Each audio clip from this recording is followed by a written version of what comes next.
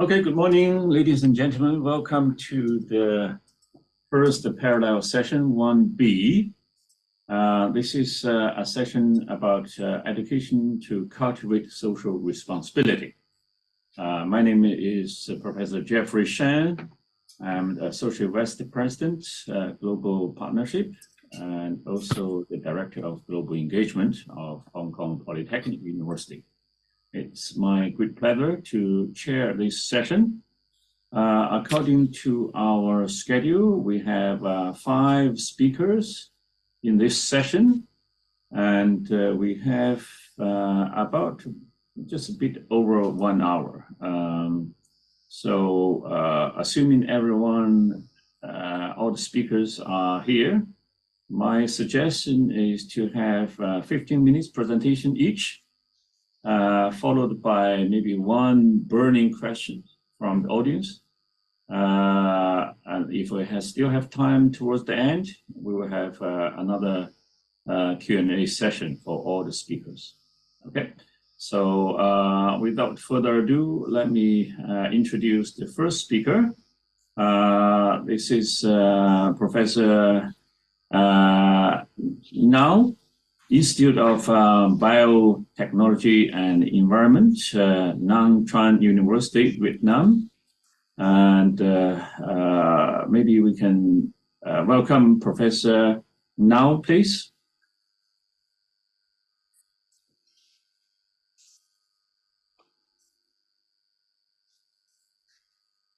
Polytechnic University. Everybody hear me clearly? I can hear you, but also the echoes. Maybe you can turn off one of your device. But I recognize that there is a lot of echo. So I would like the organization board maybe have some measure of technical to. So, Professor Now, do you have 2 devices operating at the same time? If so, you can mute one of them. That will reduce the echo or eliminate the echo.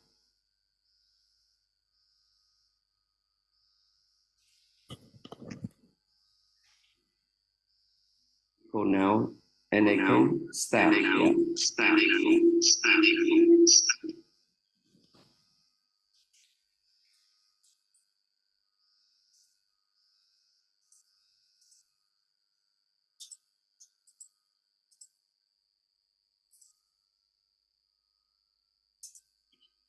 You can give a try to see whether the echo is still there. It's still there.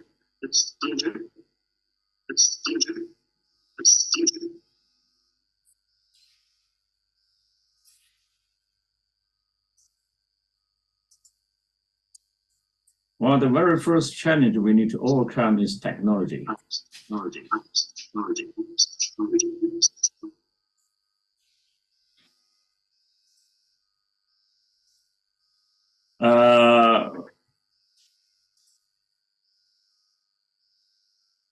Professor Now, are you okay to proceed? Okay,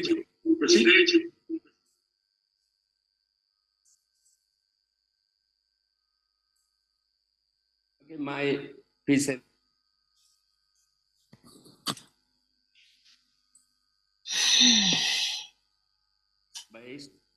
What are you necessary or necessary?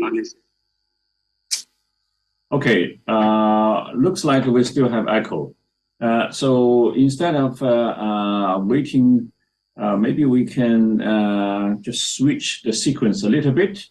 So while we are waiting for Professor Now to fix the technical problem, maybe we can get the second speaker to present first. Okay, the second speaker, we have a joint paper with Percy, Hui, MS Wong, and Kubert, Wang. This is 3 colleagues from our university, the Hong Kong Polytechnic University. So do we have Percy available or Dr. Wong? Yes, Percy available. Percy, please go ahead. We start. Okay, thank you. Okay, thanks to Professor Tsang introduction. Good morning, good afternoon, and good evening to everyone. I'm Percy, a presenter of this section. The title of this presentation is a pilot study for engaging the Sustainable Development Goals of Global Citizenship Education. Let me briefly introduce our current project, that means the internationalization project, and describe the reason why we conduct this pilot study and then the sharing the finding. Without further ado, I will get started. The title of our current internationalization project is Enhancement of Student Internationalization while Integration of Curricular and Co-curricular Strategies. This project is funded by Learning and Teaching Committee to sustain and extend the past project objective and deliverable. And our current project objectives are threefold. Firstly, to sustain the project deliverable and impact of the previous UGC, the University Grant Committee project on internationalization. We intended to use the framework developed from the previous project as a reference guide for reviewing how different disciplines of PolyU have been responded to internationalization and embedded the objective of producing graduates who are global citizens into the design and delivery of their curricular and co-curricular activity. And secondly, to identify and gather a range of discipline-specific examples for good practices for the internationalizing the curriculum and generic co-curricular initiative for promoting the internationalization that will be shared across the PolyU community. As last, to design and develop the assessment standard and criteria based on the accepted general principle. Our project team includes Dr. M.S. Wong as the project leader, Mr. Kubert Wong and myself are the project personnel. Having an international committee that shares the global world is integral to every higher education institute's mission to make the world a better place. As students are centered to this community, higher education institutions from across the world are aiming to develop graduates who are culturally competent, global in their outlook, and always seeking to solve complex problems that are applicable worldwide. The international strategies of many higher education institutions are to enable all learners to see the world through the eyes of others. PolyU is no exception. As mentioned in our current strategic plan, the strategic networks of institutional relations are connecting staff and students with world-leading collaborators, increasing research impact, producing innovative and educational offering, creating opportunity to expand perspective and global mindset, and attracting a diverse community of students and staff. We call this international strategies to align it unmistakably with the context of the UN 2030 agenda and its sustainable development goals, the SDG, incorporating the learning outcome that focusing on graduate attribute associated with the global common good in subject document and the student material. Recently described an article by Professor Jones and others in 2021, and the focus for the next decade in the futures of the higher education sector. With the approval of the University Senate in January 2020, a new graduate attribute, socially responsible global citizen, was added to the existing institutional learning outcome. There are now 7 graduate attributes in total for the PolyU graduate in their undergraduate program. The description of this new attribute is graduates should have the capacity for understanding different culture and social development needs in the local, national, and global context, and accept their responsibility as professionals and citizens to society, their own nation, and the world. The project team was eager on searching for a measurement tools for this newly added graduate attribute. After rounds of search and internal discussion, a global citizenship scale developed by Professors Dura Morris and Anthony Austin was selected. Since the design and development of the scale or instrument was initially used in North America, some statements or some texts are not applicable for Asian. Therefore, some statements were modified and even removed. The final global citizenship scale encompasses social responsibility, global competence, and sustainable development goal dimension. The self-evaluation survey form consists of 27 statements with a 5-point negative scale ranging from fully disagree to fully agree. 3 dimensions were established for the global citizenship scale or instrument from the theoretical and philosophical perspective. In the literature, each dimension has a multi-sub-dimension that further reflect the complexity of the construct. Before proceeding to the analysis of the collected data, it is worth looking that the instrument is strong in both reliability and validity. In questionnaire type measure, the instrument needs to have good internal properties for it to be reliable in practice. In this respect, the survey evident high levels of internal consistency for all dimensions and all subdimensions shown in this slide. That is the compound alpha coefficients of the 0.831 for the whole scale of 27 items and 0.839 for a full scale without the dimension of the SDG. And the coefficient also far over the limits of 0.6 or 0.7 as an indicating acceptable internal consistency. The construct validity was exempted through exploratory factor analysis on all samples using principal component analysis with a very mass rotation on all 27 items to identify the factor structures of the instrument. The very best method of rotation was recommended where items or statements were assumed to be correlate with each other. The eigenvalue greater than 1 rule was used to determine the appropriate numbers of factors extracted. The result has shown that the survey instrument meet the acceptable standard for construct validity as 7 distinct factors accounting for more than 79% of the variance were identified. This shows a clear interpretable factor structure that was generally consistent with the hypothetical structures. For the purpose of confidentiality for the following reported result, the respondent students are reported collectively and labeled as local student, mainland China student, international student.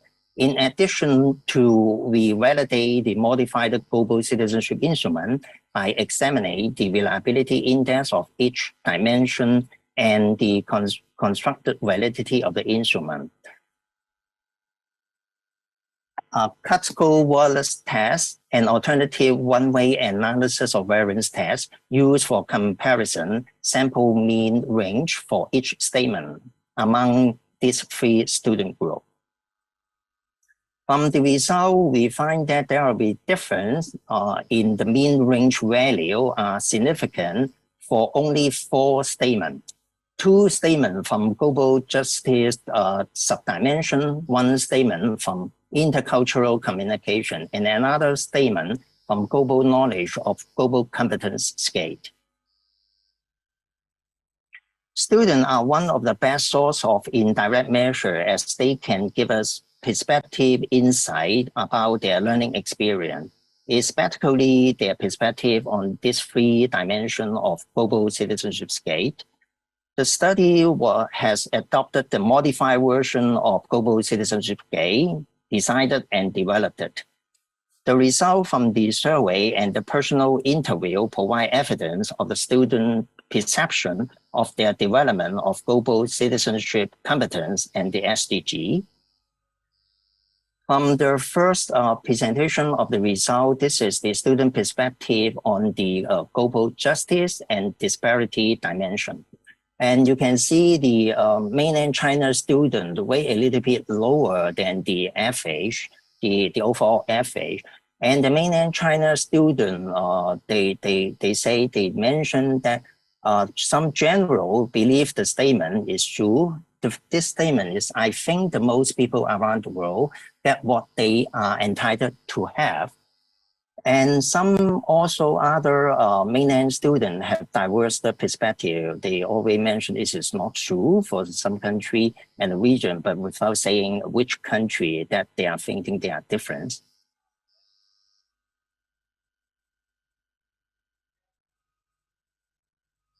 Okay, another question is the world is generally a fair place. The mainland China students also weigh a little bit lower. That means they are not agree with the statement in general. And the others result from the intercultural communication dimension. The mainland China student is not agree that with the statement, I'm fluent in more than one language. And the mainland student always mention that they are not fluent enough in English. And it is very difficult for them to communicate openly with in other language, just as the Cantonese. And this is the very good evidence that echo our previous study or research with the evidence that this is the language barriers for some of the mainland students as their obstacle to integrating between the local and non-local students. And final statement difference is the global knowledge dimension. I am able to write an opinion letter to a local media sources expressing my concern over the global inequality and issue. You may see that the international student this time rating a little bit lower than the overall mean. And the result from their narrative, there will be one international student mentioned in their own country, their government allow and welcome the people to express their concern about the government policy. But another international student mentioned in their own country, there is no freedom of speech, so he or she cannot write any opinion letter publicly. And the final finding is for the particular for the SDG, the Sustainable Development Goal. We really draft the writing for the three statement.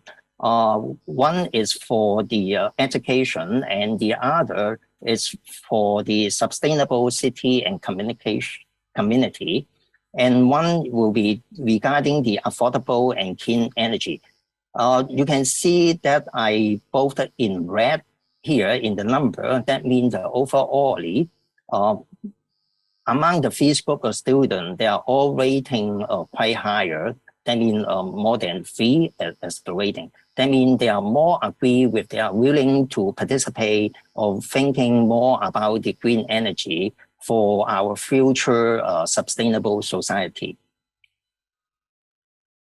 Okay, for the pilot study of this modified global citizenship instrument, the collected student survey data and the narrative of the respondent can be used to justify whether the instrument is a valid and reliable instrument for us to measure different student perspective on the three-dimensional of the global citizenship scale. Student perception of how well they have attained the learning outcome of the socially responsible global citizenship could be assessed using this instrument as an indirect measure. What will be the next step for the enhancement and the improvement?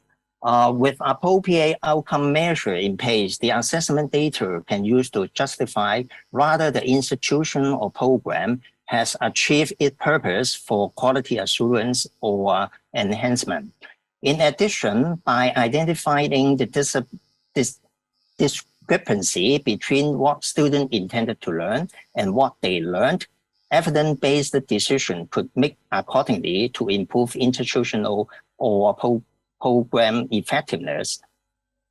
One way to achieve this is to incorporate the assessment outcome into the regular program review process and report them along with their impact on the curriculum or pedagogy. It demonstrates our efforts are in place to improve the quality of student learning, especially on global citizenship.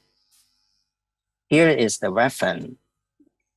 Then this is the end of my presentation. When I'll turn to Q&A section. Thank you for coming.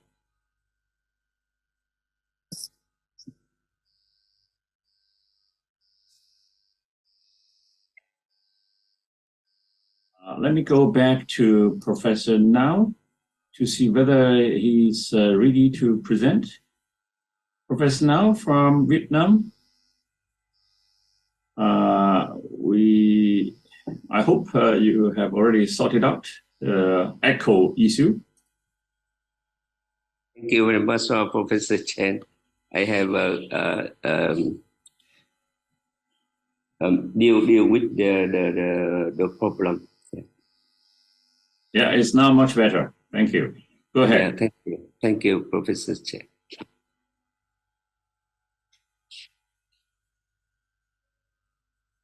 So you can start when you are ready, please. Yeah, thank you very much. Now I can share.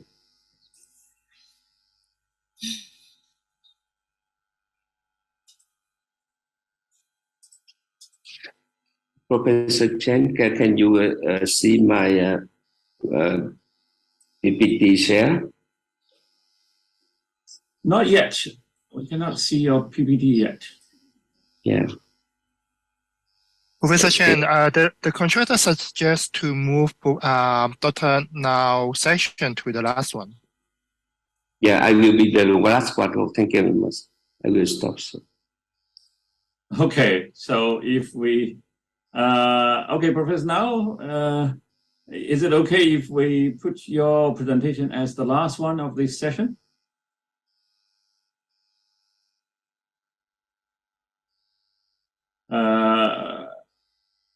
Okay, it looks like you still have some technical issues to be addressed.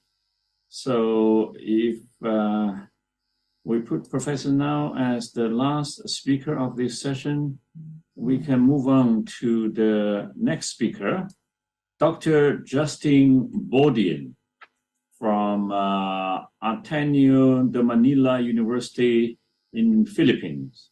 Do we have Dr. Badion online, ready for your presentation, please? Hello, can I be heard and can my slides be seen? Go ahead. All yeah, right. I can see your slides. Thank you. Thank you very much, Please. Professor Shen. Thank you. Good morning, everyone.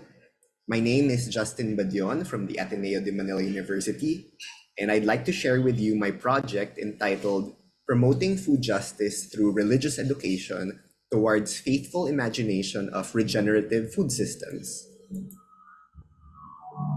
I'd like to begin by emphasizing a very difficult reality that we face in this day and age. The world is in the midst of a global food crisis, and although the global food system produces more than enough food to feed the world, many people remain hungry. At the same time, many countries in the global south remain ill-prepared for supply chain vulnerabilities in their local food systems, worsened by issues relating to production disruptions, the instability of the global food market, the climate crisis, environmental degradation, and lack of social safety nets for various food actors, such as producers and consumers. Nowadays in the Philippines, the crisis is clearly felt. There's a white onion shortage. Office pantries are no longer stocked with sugar. And even though the Philippines is an archipelago surrounded by seas and oceans, there's also a shortage of salt. These ongoing shortages are just some of the many symptoms of the food crisis from the Philippine perspective. And I'm sure that this crisis is felt in different ways in the various countries of the attendees of this conference. Just to highlight further how vulnerable the food systems of the Global South are, we can take these descriptions of food vulnerability during the lockdowns which happened in the pandemic from scholars Jonathan Crush and Tsang, who write, most poor urban households live in conditions where individual social distancing measures are impossible to implement. Particularly vulnerable are the urban poor in low income and informal settlements.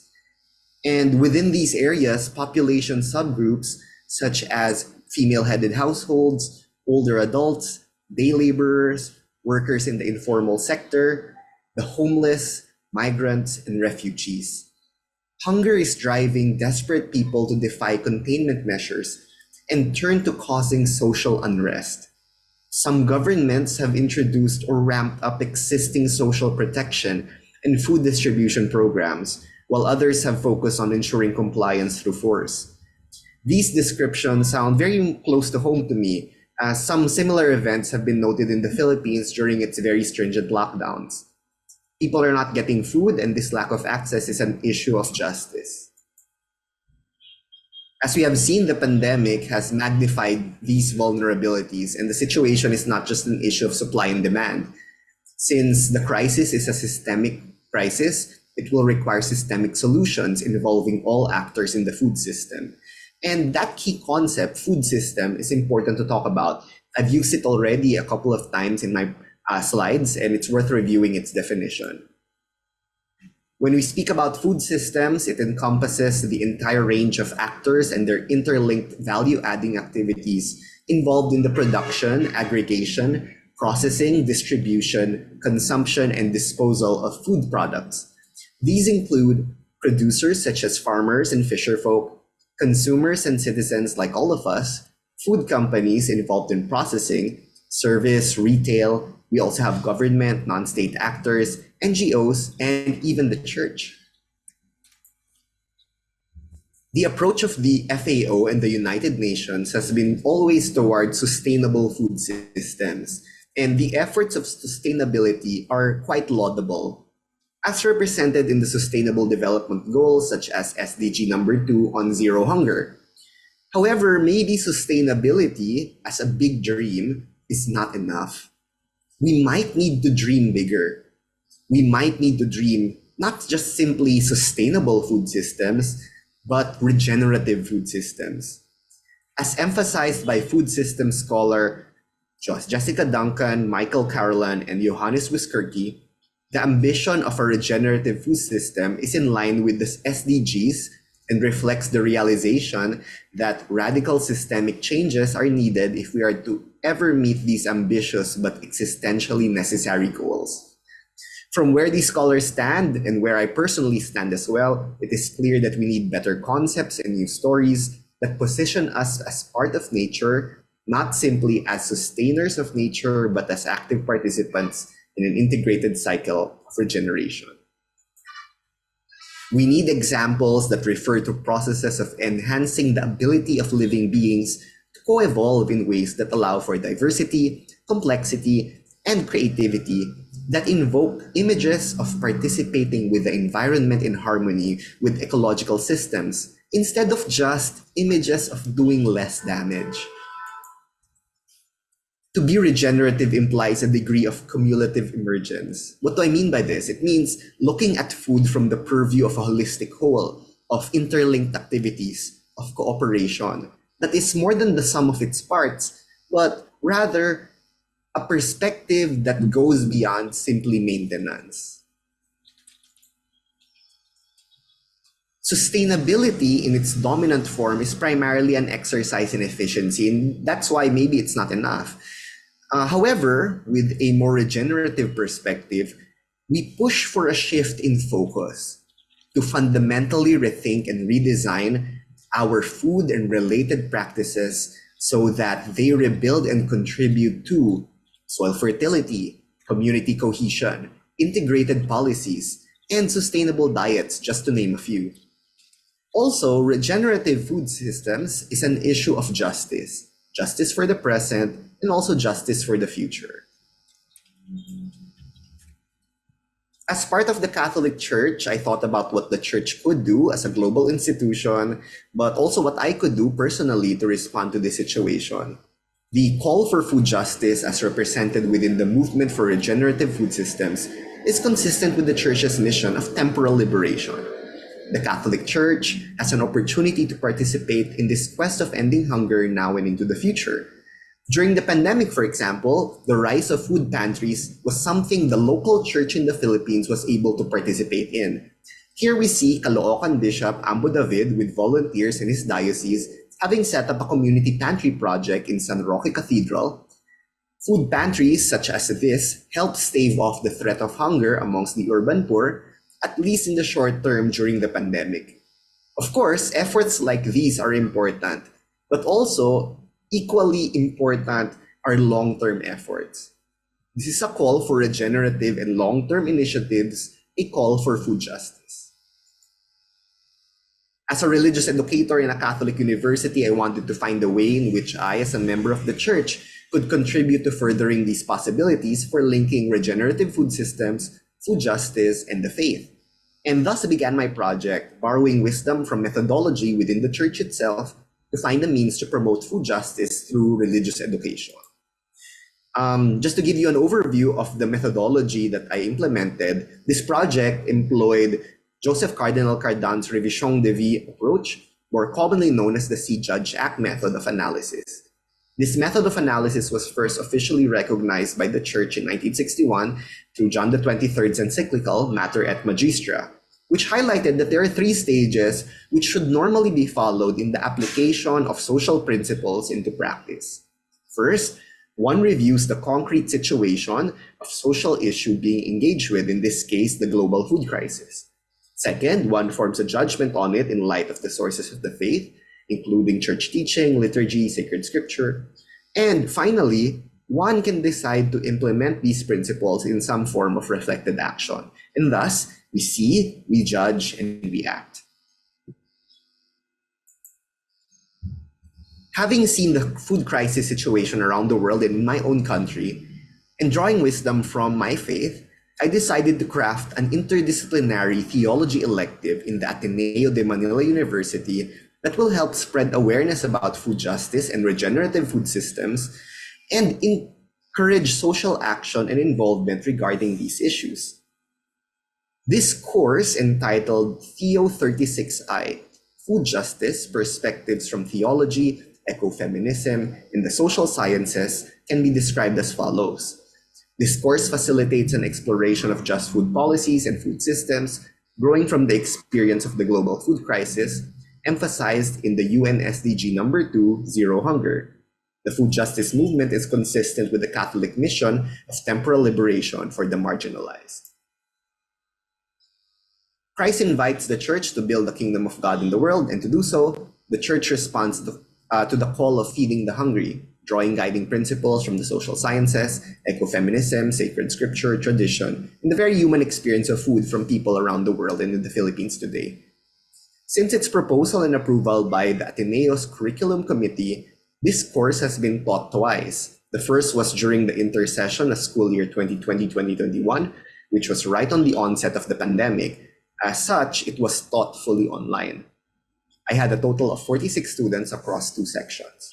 The second was during the intersession of school year 2022-2023, and I had a total of 50 students across 2 sections. It was taught in a hybrid mode with a mix of online and on-site components. Finally, next semester, we're planning to offer a fully face-to-face on-site version of this course for implementation. The course follows an outline as seen on the slide, and I'll seek to explain the structure and content of the course in the next few slides. This course begins with an introduction to food systems, and we've entitled this module Mise en Place. This short introductory module provides an avenue for students and teachers to set foundations for the course, particularly in matters of expectation setting. Here, we're doing our own bit of mise en place, which is a French term for putting everything in place and involves the preparatory setup prior to cooking by ensuring all the necessary ingredients have been organized and arranged. This introduction to food systems is advantageous in 4 ways. First, it shifts attention beyond just individual behavior towards societal factors. It accounts for real-world complexity. It demonstrates the behavior of actors in the food system over longer periods of time, and it encourages interdisciplinary collaboration. After that introduction, we moved the students into a second module, the story of food, food as social, cultural, and personal construction. This module frames the discussion of food justice by first examining the place of food in human life, culture, memory, community, etc., especially within a specifically Philippine context, before identifying negative contrast experiences such as inequality and marginalization that are produced because of such place of food, and the necessity of movements that attempt to respond to such situations. That's why, moving on to the next module, you will find that the focus will be on diagnosing the food crisis that goes on around the world and within our own country in the Philippines. This module will utilize perspectives from various fields such as political science, economics, sociology, history, and ecofeminism to analyze the global food crisis and illuminate ways towards a sustainable response to the crisis. This module will also reveal the systemic vulnerabilities of the food system through examples of food issues such as topics of nutrition, animal welfare, GMOs, food and climate, and gender.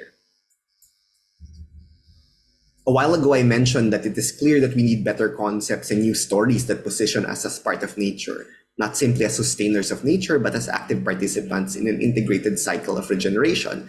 It just so happens that within the Catholic faith and its tradition, there are rich potential stories and concepts that regenerative food systems can dialogue with. Whether it's the story of creation and its message of stewardship, to Pope Francis's Laudato Si, a call to care for our common home, to Jesus' own table fellowship as pattern for responding to the needs of the marginalized and disenfranchised, especially in matters of food concerns. This is the task of the 4th module on alimentary theology, ruminating in faith. What do we mean by alimentary theology? It's an emerging field in theology that is a theology of food, a reflection on the reality of food in light of faith, but also views itself as food. Good theology abounds with vitality, giving those who consume it strength, creativity, and spirit, all of which are necessary if we are to engage with justice, especially with students, and inform them about what food systems are and what are the struggles and vulnerabilities of food systems. Finally, the invitation is for the students themselves to participate in food justice initiatives. Students are invited to act in the final module of the course, an avenue for reflected action in matters of food justice, guiding students in their own attempts at contributing to initiatives that address key food issues in their communities. For example, students created infographics which they disseminated or shared in social media, created videos or podcasts that aimed at making food justice issues accessible, and created plans for projects on issues as diverse as malnutrition all the way to food waste. In conclusion, I'd like to invite everyone to imagine our role as educators in a feast of some sort. Religious education, and all education for that matter, is a way for us to endeavor towards food justice. And in the most direct way possible, the church can participate through its religious education. In religious education, there is opportunity to nourish students in their heads, their hands, and their hearts. And in this sense, educators are like cooks, preparing a feast of learning that seeks to provide multi-layered alimentation for their students. There are many ways to integrate food justice awareness within the realm of religious education, whether in general efforts by the Catholic school institution or with the incorporation of food issues discussion in classes, or within the building of food justice courses in the school, just like the one that I presented today. These are some of my references that I used for my paper. Thank you very much and have a great day. Thank you very much, Dr. Badion, for your presentation. Let's move on. I'd like to remind all the participants, if you have any questions for our speakers, please put your questions in the chat box of the conference platform. So far, I have not seen any questions there. So please remember to put down your questions if you have any. Okay, let's move on. Now, according to our technical team, Professor Nao's presentation will be moved to the last one. So let's move on to the next speaker, Mr. Albert Tsang. Albert is a colleague in the Hong Kong Polytechnic University in the Jockey Club Design Institute of Social Innovation. So Albert, are you around? Yes. Okay, time is yours, please. Thank you, Professor Shane, for the introductions. Good morning, good afternoon, and good evening for everyone around the network. Today, I want to share one experience, learning and teaching experience for the USRN online bootcamp that we held like 3-4 months ago, which we bring along more than 40 students around the network together for online bootcamps to work on social innovations. So actually every year, or more or less every year, the USRN will have a international student workshops for the students to exchange, whether it's face-to-face or online in recent years. So this is one of the renditions. So this year, the workshops is at the background of the COVID pandemic. So we start to think about the workshops with the background that for some countries, the COVID or the pandemic is about to go away, but some countries is still on. But one thing we can be sure that many countries are doing many different things on their own. So it's really interesting stuff they're doing too. So some of them, they're strictly facing the COVID. They just want to solve the problem arising from the COVID or pandemic. But some of them, they actually stays. And some of them becomes the innovations that can actually improve the lives beyond the pandemic, beyond the COVID pandemic. So we want to look into that. We want the students to think about that for what these new innovations wooting from the pandemic would really actually help the lives beyond the pandemic. So we have this bootcamp, online bootcamp called Innovating for the COVID New Normal. So we want to see what the things arise from the really abnormal times could become something we can really help more people in the normal, so-called normal or new normal period. To ask the students to focus on 4 major areas for things they can find interesting or helpful or innovative in the area of education and an area that involved with older people, which the pandemic really hit them really hard. And for the children, focus on play, because many students, they have to be stuck in front of the screen now. So we really have to think about what kind of environment, what kind of new way of play that can improve their social and emotional skills. And also in the area of living with disabilities. So the bootcamp this year has mentioned before that it has to be organized online. So we all know that we actually the online, the Zoom and everything actually help us to still carry on with many of the things we wanted to do when things are better, that we can do many things face to face. But as many instances that we still have to admit that by changing some formats from face to face to online, we have to compromise so much.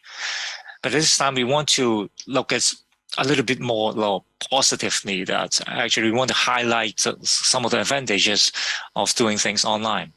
So we want to practice what we preach, that we ask the students to look into good things arises from the pandemic. So you also want to look at some of the good things that this kind of online format could bring to us.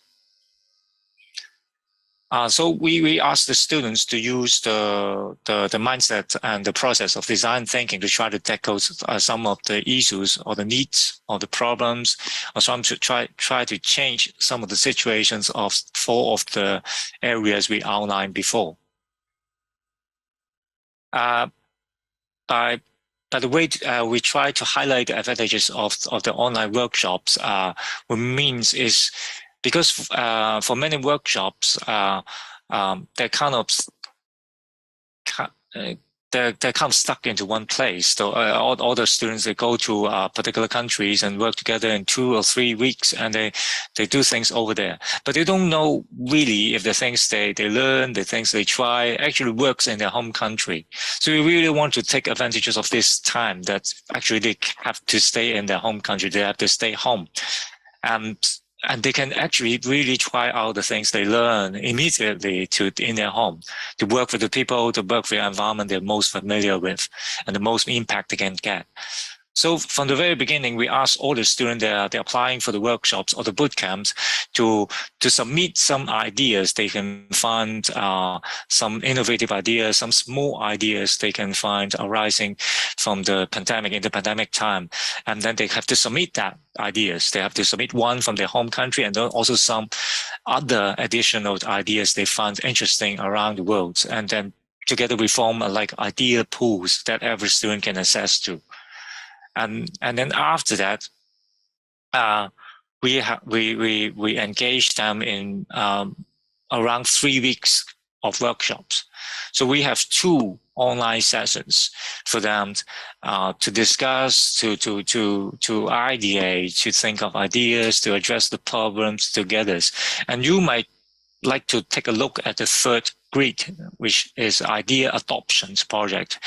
Is that actually from the idea pools, every group of students, they have to pick an idea or an innovation from other countries to try to adapt and adopt it into their hometown, and to try out if that things happens in our town, what would happen, and does it work? What was the difference? What's the similarities? So after the first 2 sessions of discussing or idea development, problems, definitions, they have to spend a whole week at home and to try out the new ideas bringing from other countries. And then at the end, we have the showcase day to have the reflection on that.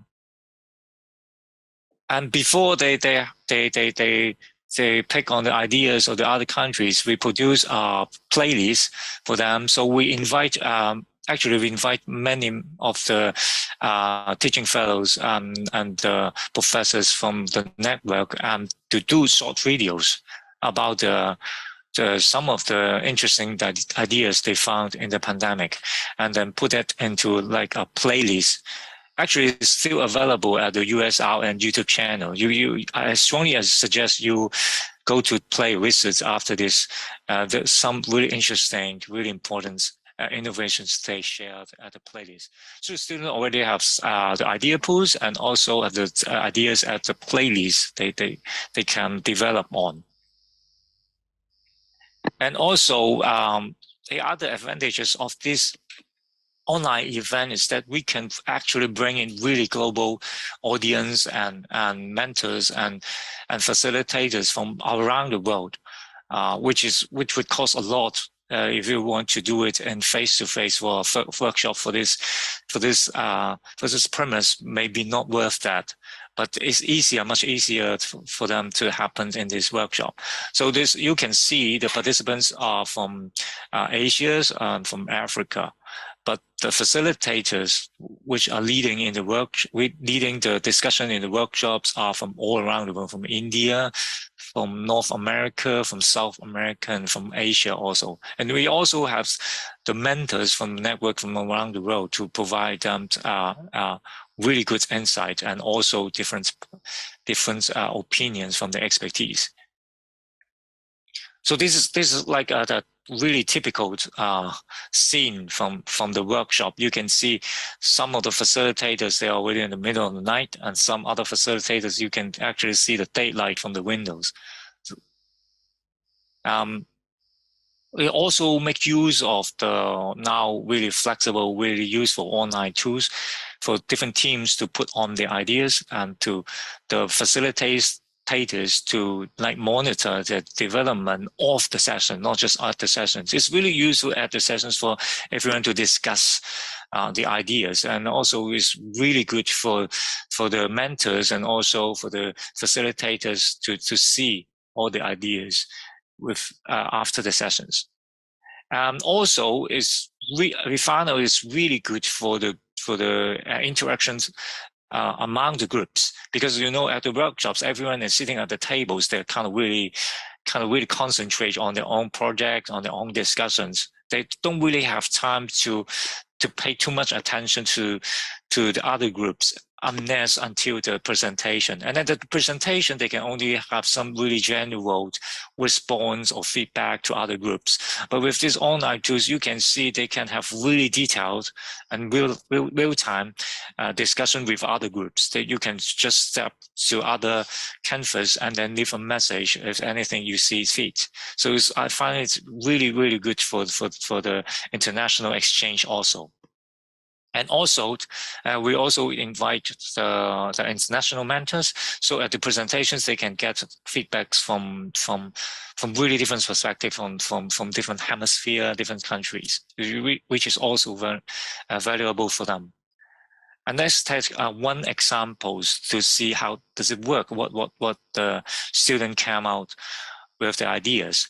So this is a group from Kyoto universities with a group of students from Korea and also from Japan, of course. They pick an idea, an additional ideas for the groups from, I think it's an idea submitted by the students from Manila. And they have an additional idea from El Salvador. So El Salvador has a really good campaign for nutritional program for rural children. So they have the recipe and also the vegetable shipped to the rural area to teach the students about the importance of good nutrition and the diet. So they pick the ideas, and they find it's actually that Japan, they don't have the same problem. They don't have the nutrition problems in Japan, but they do have a similar problems in rural area children. Is that they have much fewer children in rural area now. Most of the children are now in the urban area in Japan. So they find it's actually some of the tools, some of the ideas in this El Salvador, those ideas can actually work for them. So they adapt the ideas to develop a farming campaign, farming program to bring in different generations to farm together in the rural area, and also as a co-learning program for not only the kids but also the parents and also the farmers at the rural area. So this is one of the what we call the adaptation of the idea. So to bring the idea from really different contexts and then to compare, to try to dismantle the ideas and to break down the ideas into different elements, and to see what kind of those elements could help for the local context, and to translate that ideas into the specific context, specific towns, specific areas, and develop a complete new ideas for them.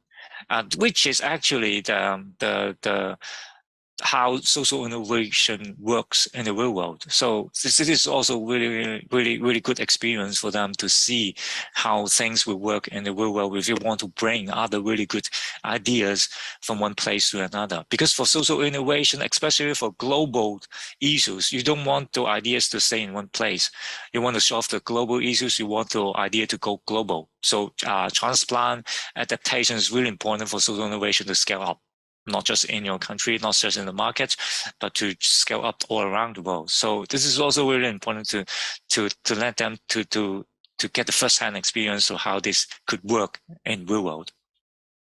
And let's see what some of the students would like to say after that. So this is Makio from Kyoto University. So that the process of adaptation is a good way to know the differences and, more importantly, the similarities of different countries. And also Athens from Manila, the Ateneo de Manila University. She said that I learned how to achieve a global mindset in this workshop and to eliminate my initial biases, I think, which is the most important thing for why we have this kind of international exchange among the students. Here's the end of our presentations. I hope they enjoy it. If any questions, maybe you put it in the chat box, or we check at the end of all the presentations. And thank you, everyone. Thank you very much, Albert. Now, we do have 2 questions for you on the platform. I don't know whether you can see the questions, Albert? I cannot see. You cannot see the question. Okay, maybe because I'm full screen with my PowerPoint. Let me go back to the. Okay, don't worry. Let me go through the questions. Maybe because of the time, maybe first come first serve. So I will read out the first question for you and say what is your response? The question is from Carol. What are the difficulties of getting all these students together? Can they really engage in the workshop and collaborate to develop ideas? For this, actually, we put a lot of thoughts in that, because for the students coming from around the world, the time zone is crazy.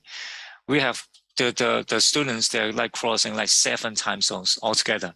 So actually, we have to split the sessions into 2. One is for the more Asian time zones, and one is more for the Europeans and the African time zones. So we have, and then we also actually from the beginning, why did we have the idea to ask them to work on something on their own hometown is we know that it will be hard for them to like spend more of the time online environment to like check. So we want them to do much of the things offline. And then for the discussion, the live discussion, they have only talk about important things.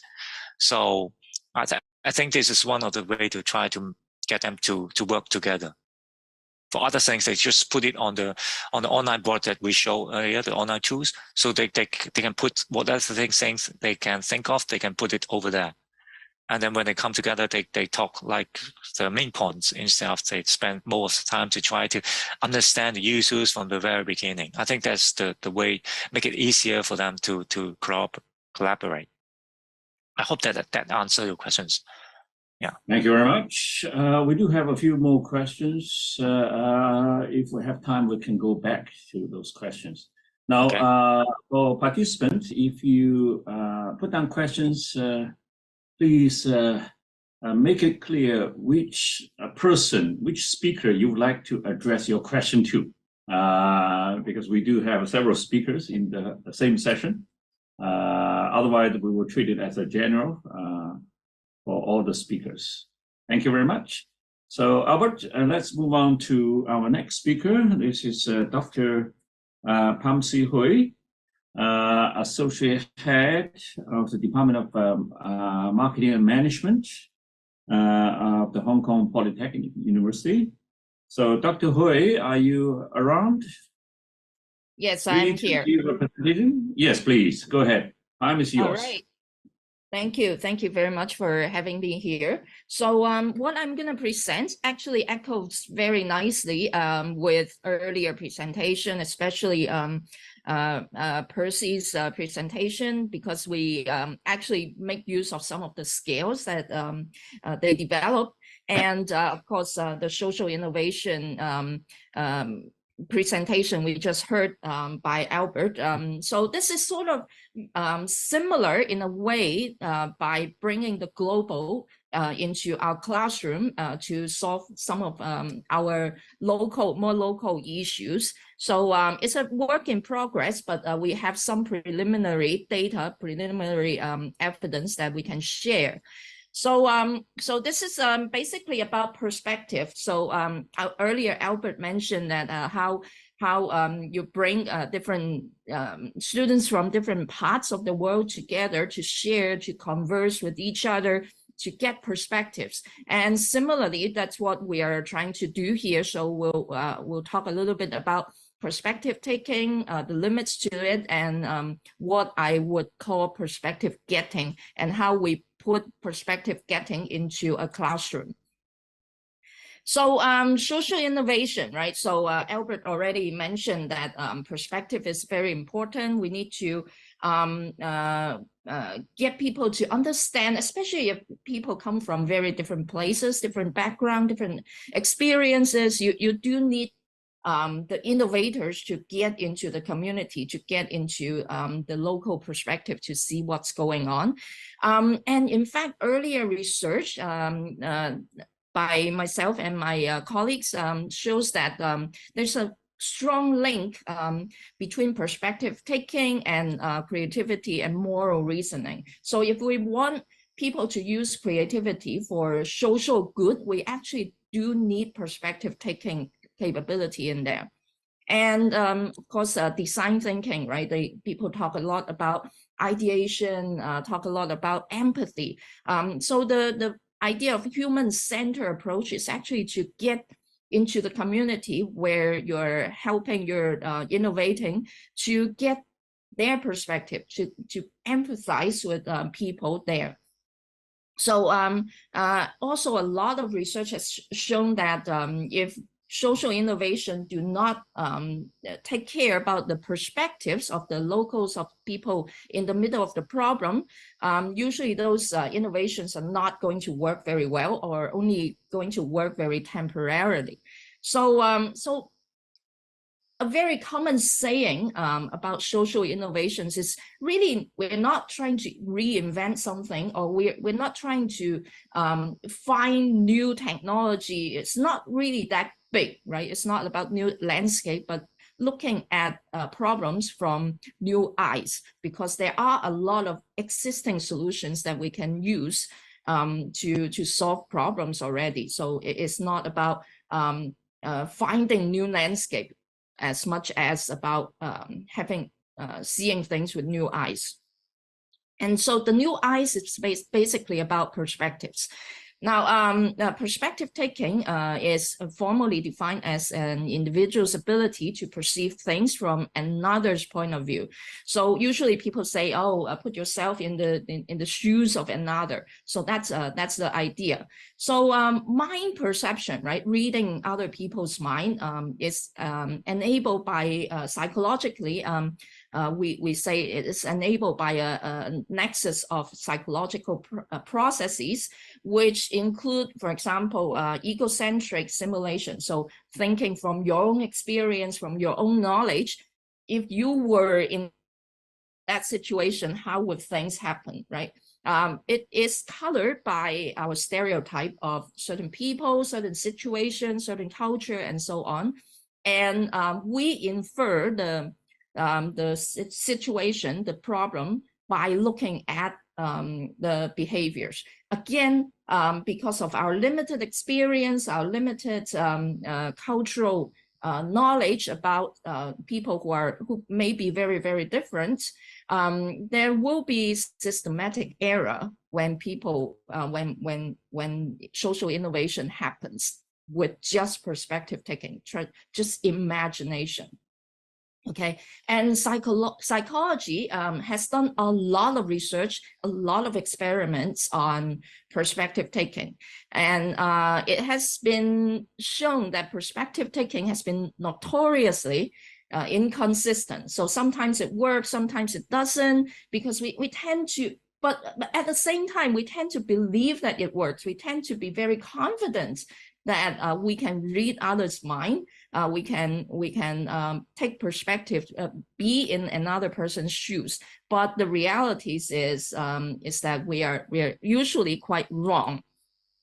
Okay, so recent research has actually pointed out that, you know, instead of just imagining, asking is actually a better idea. Talking to others is a better idea. So that's the idea of perspective getting.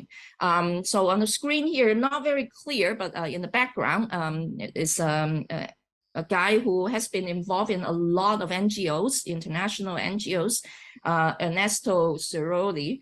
And his experience also show us that, you know, a lot of times we make big blunders, spend billions, millions of dollars, and not solving problem is because we didn't ask. You didn't ask, right? So our superpower should not be about reading other people's mind, but rather curiosity, right? Questioning, asking the right questions, and actively listening with, to the answers, to see what is going on. So it is about humility, knowing that we have limited knowledge, we don't know everything, and also have a growth mindset, right?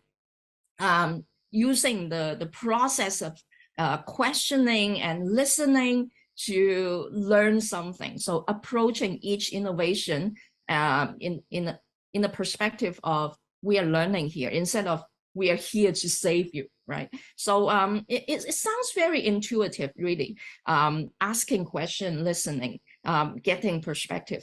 But usually psychological research also found that we are actually not as confident about perspective getting as we are about perspective taking, which is a pity, because perspective getting is actually a lot more accurate, but we are just not so sure.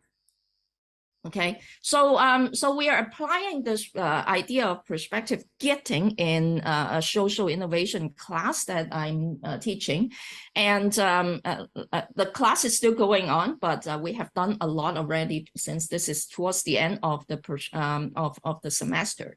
So there is a theme, central theme to this class this semester. We focus on the elderly, so sort of one of the theme of Albert's project also, right? So elderly people, we live in a very fast aging society, and in Asia, East Asia especially, this is a very big problem, a pressing challenge. Our cities are not built, our societies are not built for an rapidly aging population, and the SDGs mentioned that flourishing for all, right? So if a large chunk, 1/3, we're talking about 1/3 of the society is not flourishing because of poverty, because of health issues, well-being issues, hunger issues, inequality issues, then we're not doing well in the SDGs. Right, so we need to take care of that. SDGs is for all people. It's not for just a small chunk of the society. And there is also a sense that this big chunk of the society, right? So they are part of us, part of our society, but there is a lack of intergeneration communication. And so in a way, the younger generations and the older generations, they feel like strangers, especially with the pandemic, right? When people are staying at home, not doing a whole lot of physical interaction, that is even more a problem. So so we decided to use this elderly happiness, well-being among elderly as the theme of the social innovation class. Okay, so the lesson plan is there are different stages. The baseline survey basically is what Percy just mentioned. We make use of their instrument to get a baseline of how our students are. And then we introduce some interaction with the elderly, different waves of interaction, and in between interactions, we have reflections so that we get to tap what students are thinking. Okay, so here's some photos. Here are some photos of what is going on. So this is the initial interaction. We got some elderly people into the classroom, and an NGO also. So they introduce how with some tools, right? Simulating how old people move, how old people see things, and so get students to realize how it feels like to be old, right? To be in your 70s, in your 80s. So that's the initial interaction. And then later on, we with the help of Institute of Active Aging in PolyU, we introduced around 20 active aging ambassadors into the classroom to converse with our students. So they talk with each other, and you can see that our students are quite international. There are a lot of local students, a lot of mainland students, and actually half the class are exchange students from all over the world, Ecuador, Europe, East Asia, Southeast Asia. So a lot of diversity basically in the classroom. So they had a lot of exchange, a lot of perspective getting going on. We even took the opportunity to visit the Gerontech Expo to see what technologies are out there right now to help the elderly people to live happily, and students get the chance to communicate with the active aging ambassadors and see how they perceive the technology. That's also very important. Okay, so let me share some preliminary finding. So the baseline survey, right? So it's from what Percy just mentioned, some of the scales, and we see that these are, of course, self-selected into the classroom. So they're in general quite high in altruism and empathy, quite high in the sense of global interconnectedness and personal responsibility. And they're really quite high in intercultural communication competence, and also have very, very high awareness in SDGs. So we would imagine, right? So these people are the most likely candidate to be able to take perspective, right? Because they are mentally prepared. They are aware. They are really good at communication and perceiving stuff. So even for these people, after the initial interaction, the first interaction, we asked them for a reflection, we find that they were surprised. Wow, so my perspective taking has been wrong. So here are some dimensions I'm gonna share very quickly. So cognitive dimension, emotional dimension, and also behavioral dimension. So in terms of so these are the findings from patterns that we find from the reflection, the first reflection. So first of all, a lot of them express empathy, the sense of empathy, heightened sense of empathy. Especially they mentioned that, oh, I've been working in elderly home, and even with that experience, I haven't thought about this very deeply.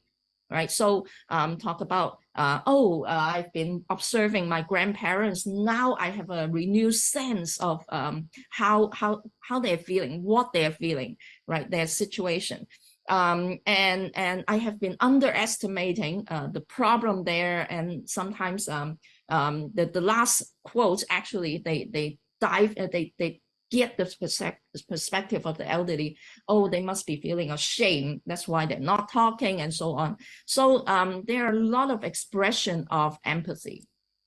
They also identify a lot of problems that they previously do not see very clearly, right? Fitness and balance, safety and convenience. But note here, it's mostly related to something you can see, right? Very physical obstacles. And at the same time, in the reflection, we see that they're thinking about what they can do, right? So for themselves, they need to keep paying attention. Obviously, we're not paying enough attention. We need to share with our friends the problems and participate. So volunteering, participating in community activities. So very general, typical kind of responses. They also think about how society can make, so government or institutions can make it better for elderly people, right? So user-friendly facilities, easy to use phone applications, and elderly-friendly facilities, and so on, right? Again, very general. Okay, Dr. and then Hui, your time is up. Can you? Oh, sorry. Wrap up quickly in the next minute. So I quickly wrap up. So there has been a lot of surprises, and after the conversation, they actually see deeper, right? So the psychological needs, and they find similarities as well as differences, and they realize that we need more intergenerational communication. So the insight is perspective taking is not enough. If we get them to genuinely communicate with the community, they will get a lot more out of it. So so ask, and you will get the answer. That's basically the message. Okay, that's all, Dr. Hui. Yeah. Thank you very much for your excellent presentation. Okay, let's move on to the originally scheduled first speaker. This is Professor Now. Professor Now, are you ready to give a presentation now? Yes, I'm ready. Yes, please, go ahead. Yeah. Time is yours. Yeah, please stop share, then for me can share. So our technical team, please enable Professor Now to share his screen, please. Because the last one can not leave, so I cannot share. Okay, you cannot share? Okay, now I can share. Okay. It should be okay now. Okay. Okay, can you see my yes, I can see the screen. I hope this time is okay. At first, I'm very sorry that take more time from you. And thank you, Professor Chang. I'm Nghia, Associate Professor from Nha University. I would like to present my topic about limitation of satisfaction of human needs should be the moral standard in education for sustainable future. And the content, we have the human needs and satisfaction and thermodynamics based. What are the real necessary or necessary needs? Why do we have to limit satisfaction of the needs, and how to control the human need? At first, we would like to remind about the pyramid of Maslow, about the needs of people. And we have the necessary from the physiological and safety until the transcendence. And with the development of the person, and more, the needs of spirits increase. And for example, we close from the prehistoric to the modern age, we can see the closer change very quickly from some piece of skin of animal to protect body from the temperature, the hot or the cold temperature until now. And we can see we have a very complicated in the Perry fashion in the modern age. That means the same necessary birth day after day, year after year, and then we make it more complicated. And the same of this, so how to satisfy the needs of human body, we have to develop the tool from the very simple made from stone until the very modern complex machine. And in the long time, I teach the thermodynamics in our university, and I think about the entropy. And I would like to, based on the principle increase of entropy, and I would like to remind you about the definition of entropy the first time by Clausius. ds equal the delta Q of reversible process per T temperature to the Boltzmann equation. I would like to talk some about the Boltzmann equation. From the Boltzmann equation of entropy, we can see entropy is proportional with the W. The W is number of microstate consistent with the given macrostate. And what is the meaning of the entropy? In the order and disorder. Here we had the two different states. This is the more order and this is more disorder. And when the system move from the order to the disorder and the entropy increase. But if we move from the disorder to order, the entropy decrease. And now the principle of increase of entropy for the adiabatic process, we know the entropy of the system always bigger or equal to 0. This is the principle of increase of entropy. But for enclosed system, and in this we have adiabatic, including observer system and surrounding, like in the picture, and we can see the delta S total system always bigger than 0. This is the principle of increase of entropy. Because the entropy have the property of superposition, that means the entropy of the total is the sum of the particle participation of the entropy. That means if we have the system and the surrounding, and the entropy of the total system equal the entropy of the system plus entropy of the surrounding. And it's always bigger than 0. And when we process something, we try to increase in the order level of the product. For example, if we purify, that means we have we concentrate or we purify. That means we make the solution from disorder to order. In this time, we reduce the entropy. And every time when we would like to make the order and order product, that means we reduce the entropy of the system. And follow this the inequality, and we see the entropy of the surrounding will increase more and more if we decrease the entropy of the system. And that means the disorder of the environment will increase more. That is the basic principle of the nature. So there is no sense when we say that our product very complicated, but our technology is safe for environment. Because it belongs to the principle of increase of entropy. Every product that we would like to build it with order and order, that means the high structure with the sophisticated structure, and then we reduce the entropy. And when we will leave the surrounding with increase the entropy. What happens with increase of entropy? The disorder in entropy, that means the disorder in environment means we will receive much more energy and become warmer. We see so many different waste material and we can be polluted.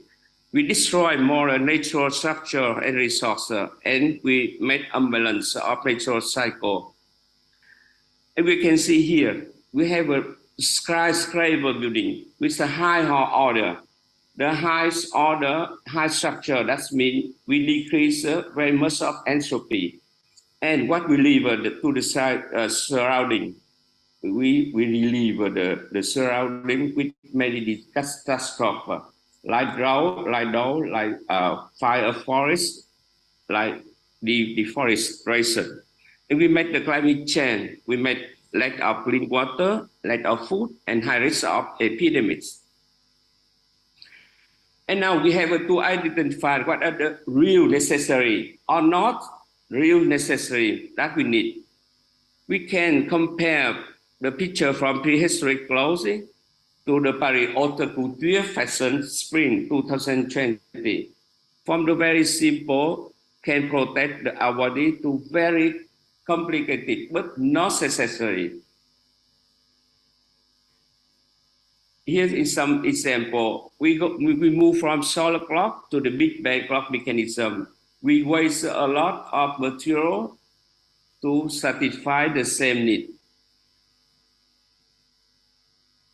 For example, we make the very friendly to the environment with the leaf upstream to make the house.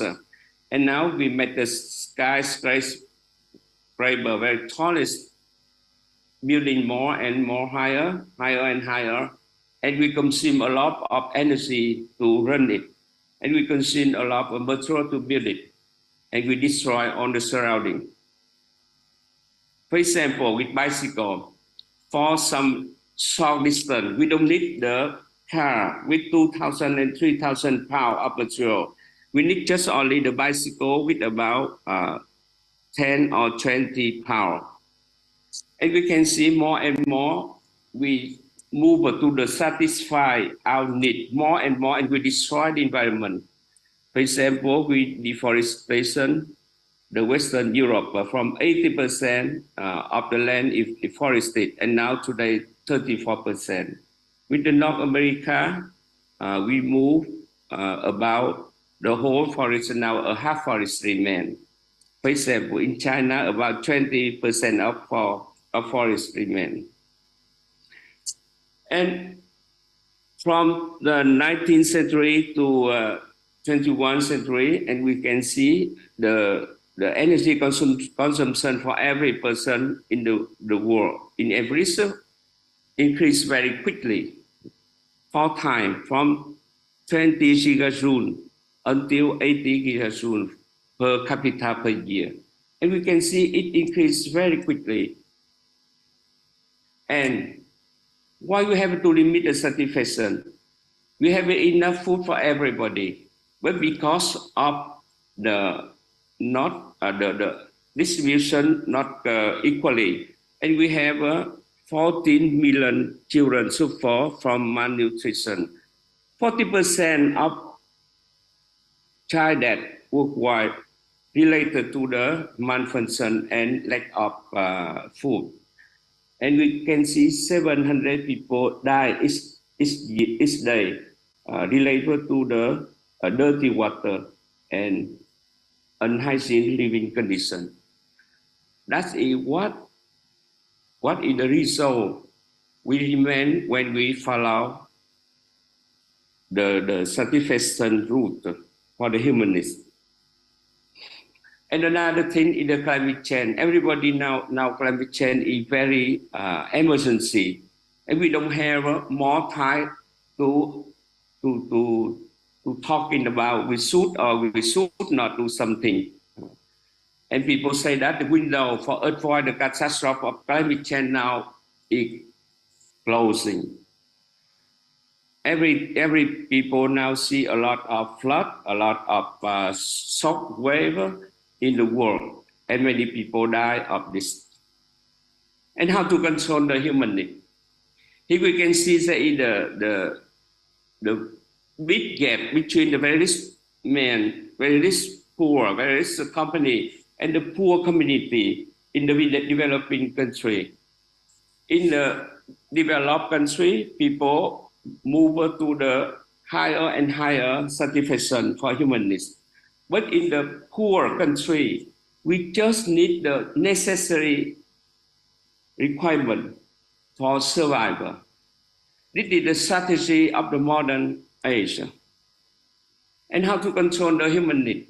We would like to move to the famous story of education about the Pinocchio. Why after give the life for the Pinocchio and the fairy nominate the cricket, allow the Pinocchio to talk about what is right, what is wrong. That's the education. Now, to control the human need, the policy and the law not have enough efficiency, but we have to give the education. Only the education can change the situation now. And finally, we would like to move to conclusion. limitation should be educated from primary school until university for it become the moral standard. When becoming the moral standard, and every people always think about how to do this or not to do this. That is, the moral standard will prevent everybody from passion or extreme ambition that can cause damage to environment. And the limitation of human needs will prevent the natural resource from the overexploitation. A limitation of human need will be practiced as a good thing for spirit should orient. Thank you very much. And I would like to mention the Buddha quote. Thank you very much. Thank you, Dr. Chen and everybody. Thank you, Professor Now. So now we conclude all the 5 presentations. Let me go back to the Q&A session. I remember we have a few questions for the speakers. Now, one of the questions is for Percy. Percy, are you still around?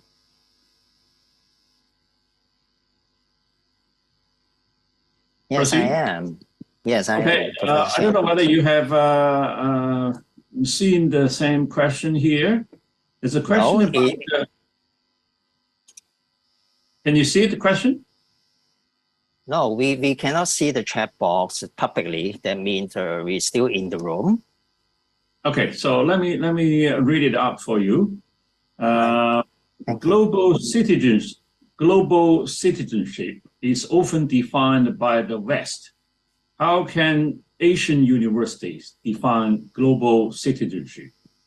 So this is a question for you.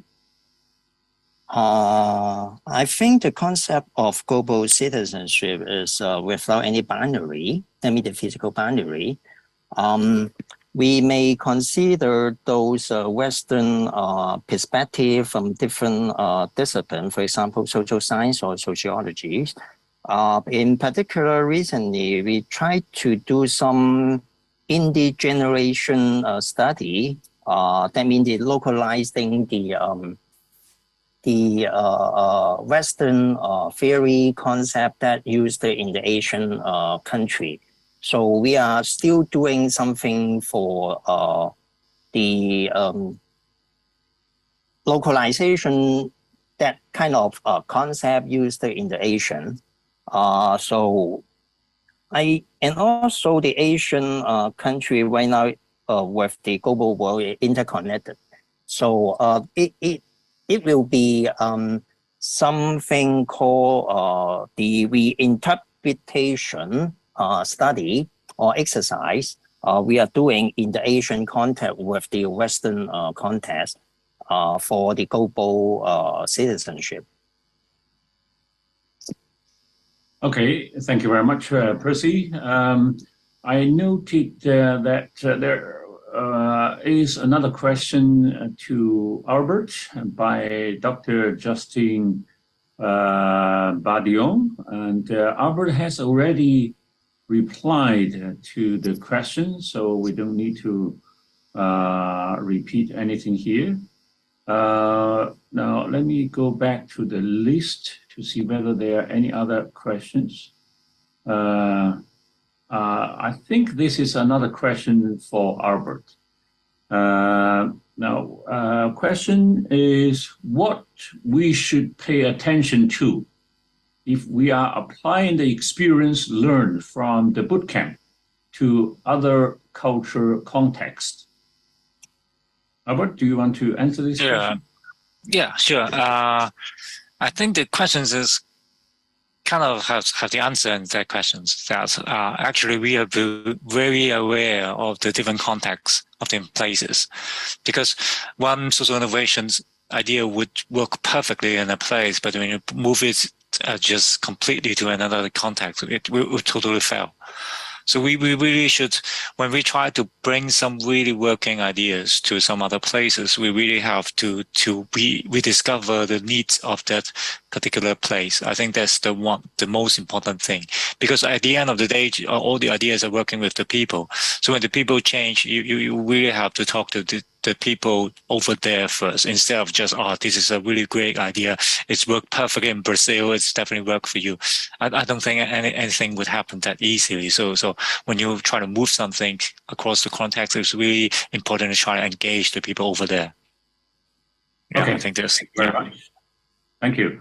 I trust all participants can see the message from Miranda, my colleague, to remind all of you that you can use the platform. There is one function called Meet at Delegates. You can have some discussions, communications there. May I add one thing, because I didn't have the time, because of time use, I didn't have time to mention. So I really want to take the opportunity to also thank the GEO office. I believe it's the office. They really help a lot in organizing stuff, because you can imagine how hard it could be to try to liaise with 19 different universities and over 7 time zones. So I really wanted to shout out for you, for them, for the teams, and really help us to get the students together on this online platform. It's really hard. Yeah, I believe. Yeah. Thank you, Albert. This is Miranda and her team put a lot of effort in supporting various activities, including your project. So I'm conscious about the time. Now, if you have questions for our speakers, you have any chance to ask, feel free to approach them through the other means in the platform. I would like to take this opportunity to thank all the 5 speakers again for their excellent presentation. And please join me to show your appreciation in the normal way. Okay, thank you very much.